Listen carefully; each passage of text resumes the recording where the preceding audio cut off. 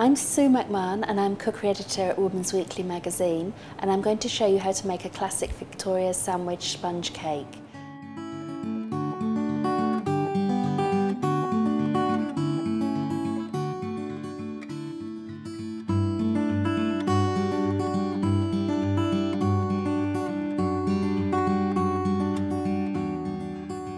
So the first thing I'm going to do is prepare the cake tins. So I'm using a piece of kitchen paper and take off some of the butter and then spread it over the base and the sides of the tins. These are 18cm sandwich tins, which is 7 inches, and I prefer the tins to have straight sides.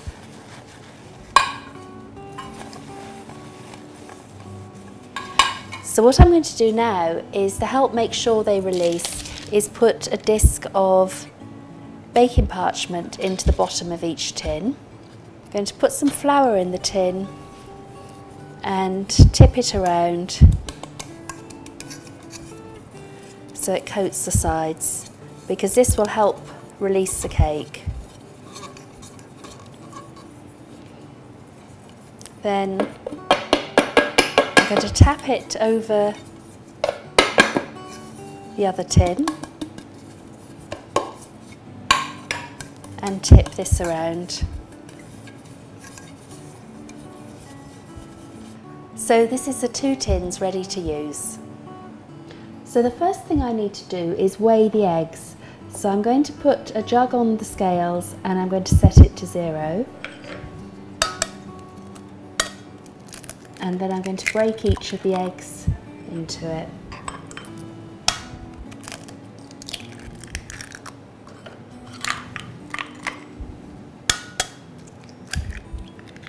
Okay, so they come to 174 grams, so that's almost 175 I said I thought they would come to.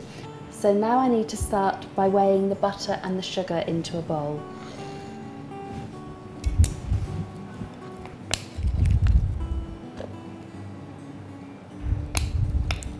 Okay, so that's 174 grams of butter, and I'm going to 0 the scales again and add 174 grams of sugar.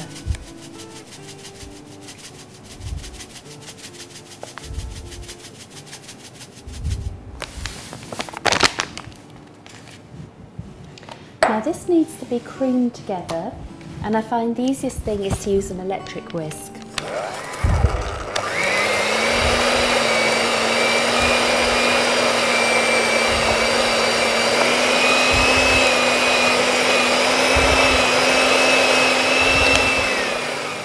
So the idea of doing the creaming is to get some air into the mixture. So that's the butter and the sugar creamed. So what I'm going to do now with this mixture is I'm going to add about 1 egg, and along with that egg I'm going to add a spoonful of flour. Adding the flour will help stop the mixture from curdling, and I'm going to whisk that in.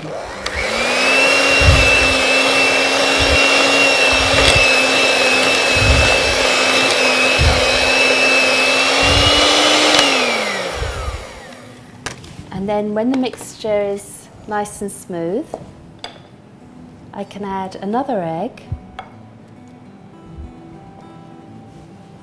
and another spoonful of flour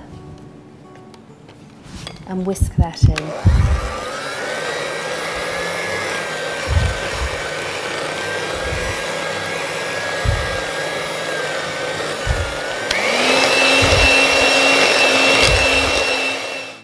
And then the final egg and another spoonful of flour.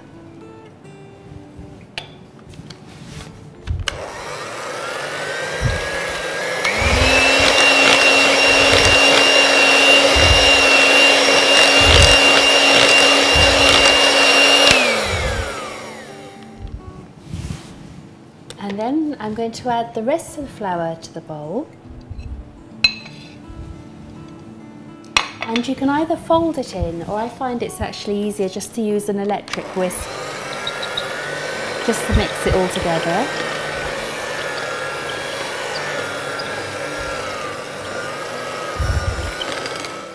And then I'll give it just a final mix with the spatula. Make sure all that mixture on the side of the bowl is all incorporated.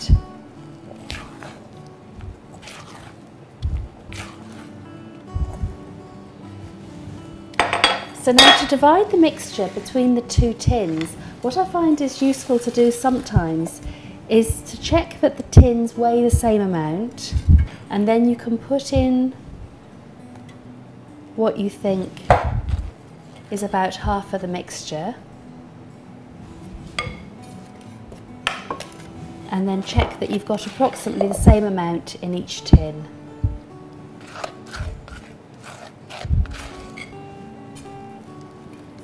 And then I can spread the mixture to level it in the tin.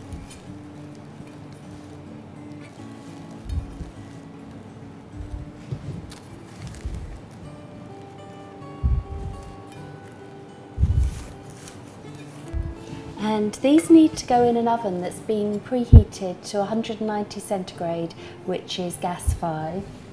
And I'm going to put them in the oven side by side. And then they'll take about 20 to 30 minutes.